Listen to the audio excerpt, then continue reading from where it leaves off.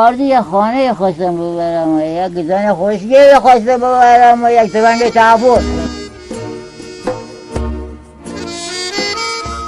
که تیغ ما نفکونی که دریا نره، که سر نهی ادیار که صحرا نره. چقدر آفایی فندری جنگلا نبیه، به دردی اسیری که اصلا مداوا نره. شهیدی درن راه عشق و جنون، اسیری که حتی امیدی به فردا نره.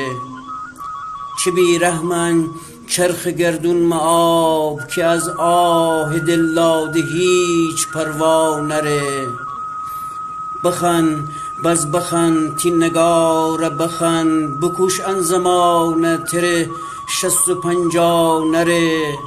بده ماه و سال از خجالت بمیره عزیز، که از بی وفایی و سنگین دلی تا نره. نمیبینم حالا. نمیبینم حالا. 100 سال میخوام بگم. 100 سال عمر. دوست داری شهر بری؟ نه من دعاجی هستم شهر کنم. اهالی روستا 10 سال قبل براش تو جنگل کلبه ساخته بودن، اما عزیز اونجا نرفت. جنگل خونه عزیزه. عزیز عاشق جنگله.